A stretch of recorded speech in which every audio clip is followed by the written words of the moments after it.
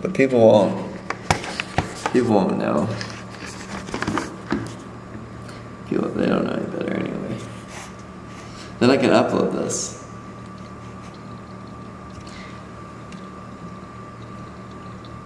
You know what I should do? I should do another speech. A speech every day. Oh. 30 days of speeches. Shit. Alright. Abraham Lincoln. No, I'll do one right. I'll just do a real quick one right now. I'll record it.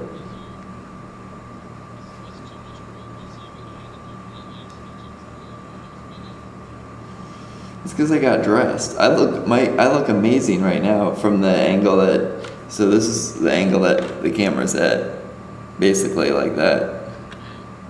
Except it's lower. I don't know. My mane looks good.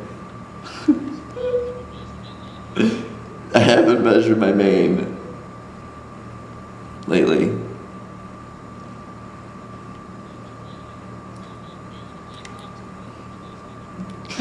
Yeah, it's a mane.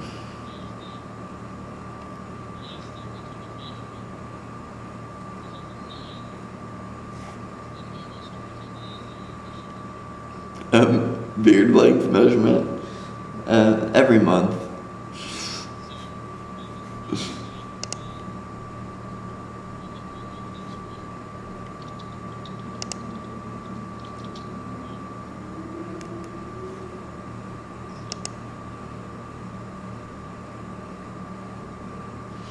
Alright, what should I say in this address?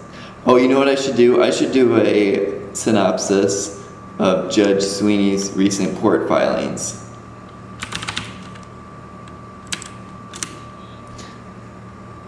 Yep, here I'll did you know what's going on with that?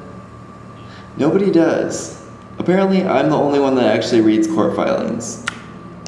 So I'll read them to you right now, and then I'll post this video that I'm recording at the same time. Yeah, this court hearing happened like Wednesday, I think. I'm not sure when it happened. I got the transcript yesterday. That sounds about right. So the court says, you know, if you don't mind, thank you. Pardon me. You know, I used to sit at the table where you sat, and I knew that on the other side it was citizens of this country bringing a lawsuit against the sovereign. And I just always think it's important when you know that it's citizens of the United States that are trying to redress a grievance that as much as we are advocates for the sovereign, that we also have an obligation in the administration of justice to somehow increase the comfort level of a plaintiff, that we are being diligent, that we are being fair, we are being honest. Judge Sweeney also says, are you suggesting there's something unprincipled or improper about seeking discovery from a third party that would prove the jurisdiction of this court or that would support it? Judge Sweeney also says, but if a plaintiff needs discovery to meet the jurisdictional allegations raised by the United States, let them have it. Judge Sweeney also says, I'm trying to wrap my head around the government complaining. Judge Sweeney also asks the government, what is your authority? That's my favorite one. She asked the government point blank. The judge also says, well then, and she says to the government, well then, if you don't know what it is, then you're just making it up as you go along. The government's response is, we're definitely not, Your Honor, and then she cuts them off. Well, of course you are. I know, it's great. The court.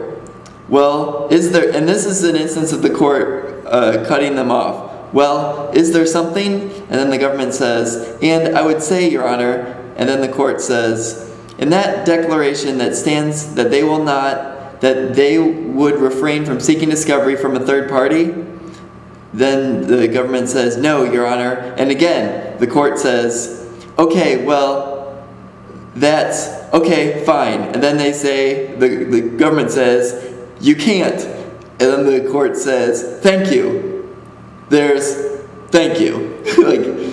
And then the government says, well, Your Honor, we understand what the court's saying, but again, we have been, this is, and the court says, well, yeah, it's a big distinction. You said you made an affirmative statement to me that the plaintiffs say they would not seek third-party discovery, and then the government says, no. I know it is. And so the plaintiff says, and so we thought we should get the Fannie Mae and Freddie Mac documents from the government. When they said no, we said, okay, well then, we'll issue a subpoena. A subpoena. That's what it's just funny stuff.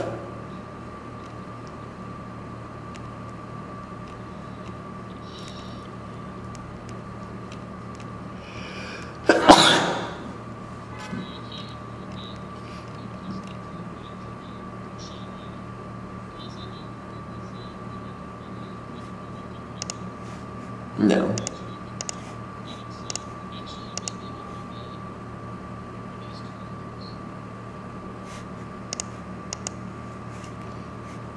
That's your favorite thing. So, what else is new for Fannie Mae and Freddie Mac?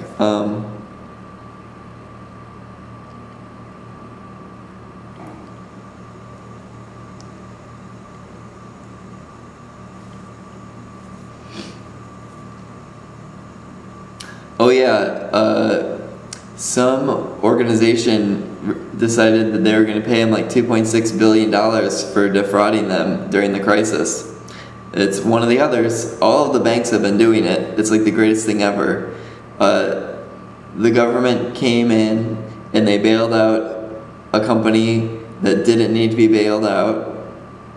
And then the reason that the company had problems was because Congress legislated that they had to start taking on basically high-risk securities from these banks.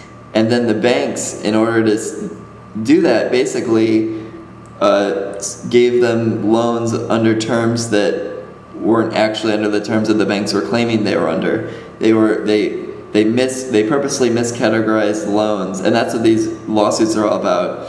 And like Fannie Mae and Freddie Mac have been paid like, I don't know, $50 billion? I don't know, I've heard like $50 billion, I've heard like a lot more than that, but these are like putback lawsuits or whatever's happening. And then that money goes to Fannie and Freddie because other organizations caused the crisis because they were selling mortgages around the world, and Congress legislated that Fannie Mae had to buy those, buy a certain quantity of those mortgages that were misrepresented by these other organizations, like, that will not be named.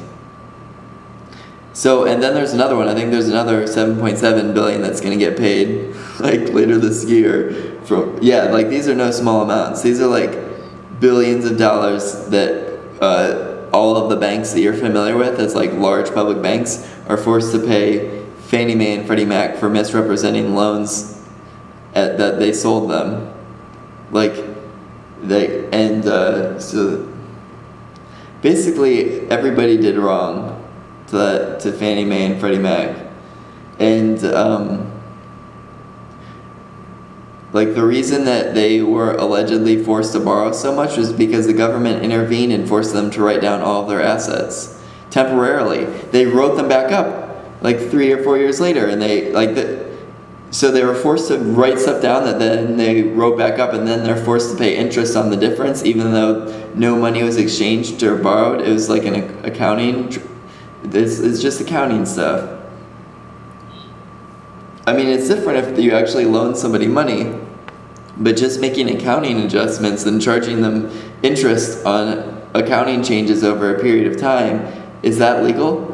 Like, at what point do you draw the line where you have a private business and say I decide that, much like in, what's that place, the Soviet Union or whatever, where to make a profit was illegal? So like, if you ever like did like I was reading this article the other day, this guy went around and held public displays of, you know, something that were really popular and everybody loved them. But then people found out that like all of the money that he sold tickets for didn't go to the government, and he was put in jail.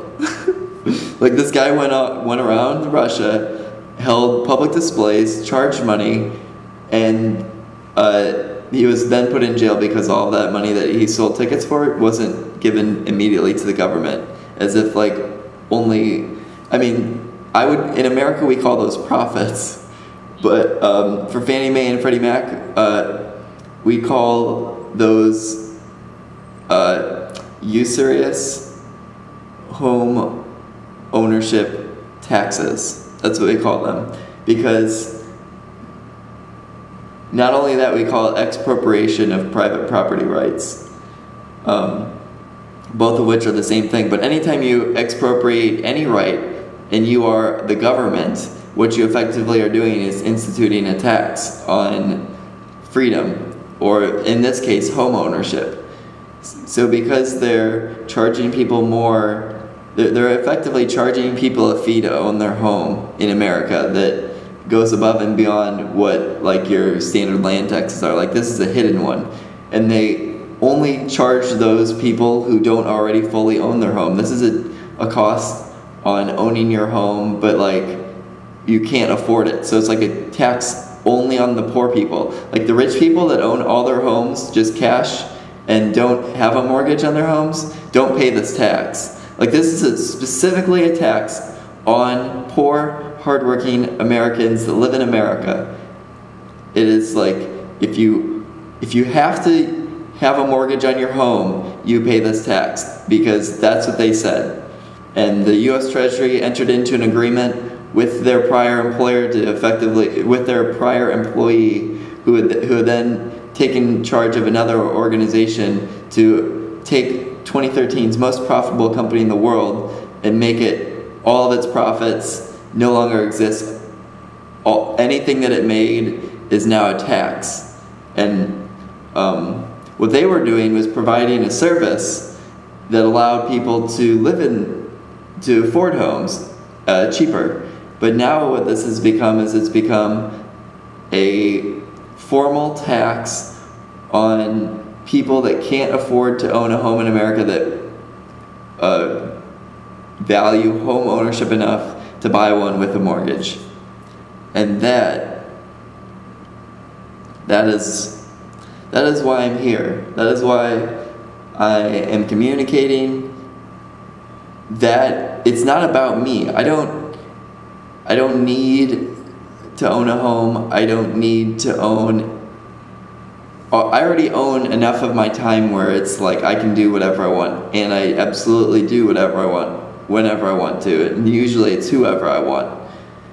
But like in the context of me protecting like the other people around me that I care about, these animals, it's important that like you don't just institute a tax on people because they're poor and they want to own their home. Like that is not the way that the world should be. Like just because you're rich does not mean that it's okay to only tax the poor. Like taxes should not be that way. Taxes, especially for homeownership, the government says it promotes homeownership, but it clearly does not. It makes it harder for poor people to own a home than for rich people because they charge a tax on it.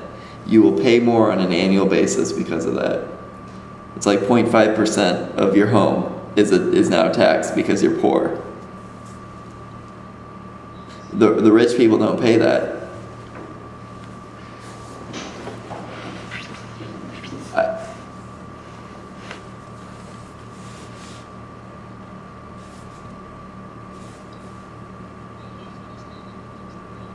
Who's going to stand up and fix the problem? The problem will naturally resolve itself.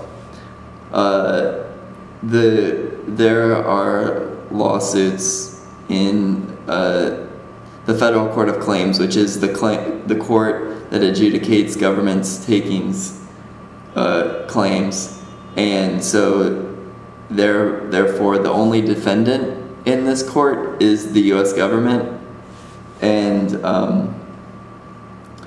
that's why the Judge Sweeney quotes that I was referencing earlier were relevant, is because that's her court, and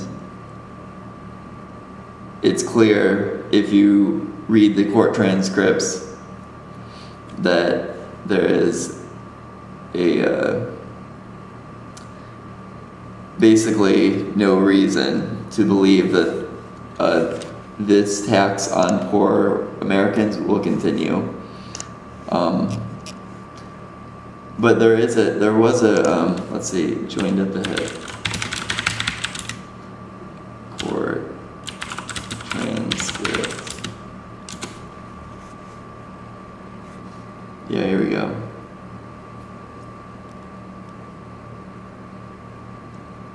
I don't know if I can get to the actual. Oh, I want the actual filing.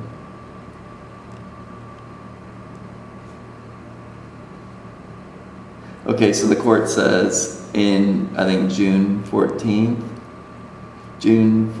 of 2014, I don't remember, it doesn't matter. Sweeney says, "Thank you. And it looks like there's one more note. I will say this, given everything that's been said today, of course I haven't heard any evidence as yet, but based upon counsel's arguments, what I've heard so far tends to suggest that FHFA is, I don't want to say joined at the hip with Treasury, but it doesn't sound like they're necessarily an independent entity that's just has no connection to the government. But having said that, I'm keenly sensitive to the deliberative part, because that would then clearly bring into play legitimately the deliberative process. And I'm very sensitive to the terrible ramifications that will flow from the disclosure of sensitive documents. So I'm very sensitive to that, and that's because again, just from the arguments that have been made, it certainly tends to suggest that haven't taken evidence yet, but that FHFA is, in fact, could be construed as an executive agency for purposes making the United States liable if, in fact, a taking has occurred. But, I haven't made a decision on that. I'm just saying, based upon government counsel's arguments, that have been tremendous advocacy on the part of government. But again, if you're saying that FHFA is dealing directly and is taking guidance from or working hand in glove with Treasury, and they're assisting with setting policy, that tends to show that they are in fact an entity of the United States. And then she also says, so it's a schizophrenic approach, and I'm just waiting to hear a reasonable explanation.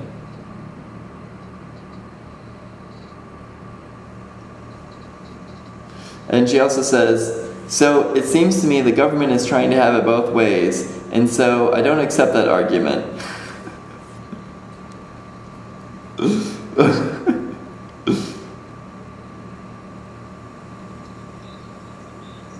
Oh, it's not a mess.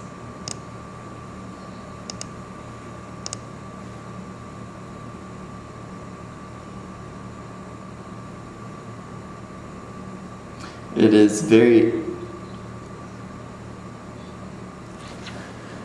What is their goal?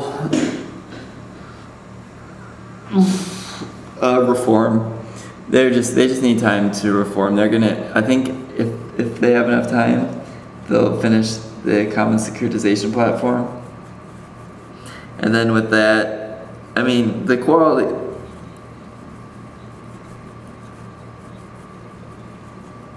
Relinquish? Why would anyone ever want to give up control? The government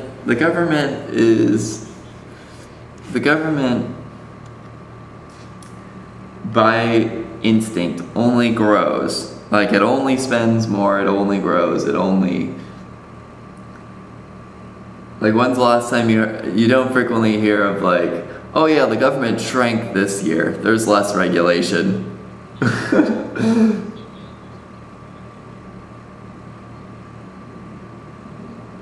So, but it is worth noting that the government is cannot take private property without just compensation. In this particular case, the business is still running. They'll release it. It'll come back. No, they don't. Not. They can't take the most profitable company in the world of 2013.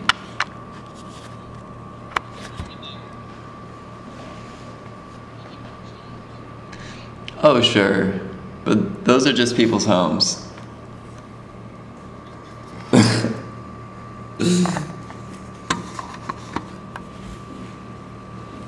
No, well, when my grandfather, his home was taken, and they paid him just compensation. Yes, they do. In America, they do. You think that the government takes people's homes that they own outright, the land?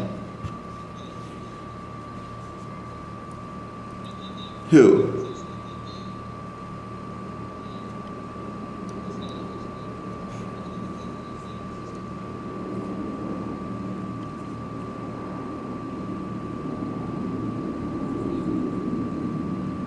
Yeah, but they need to do research on what it's worth.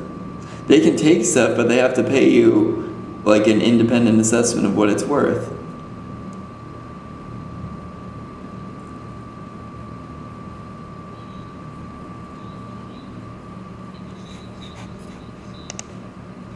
Sure.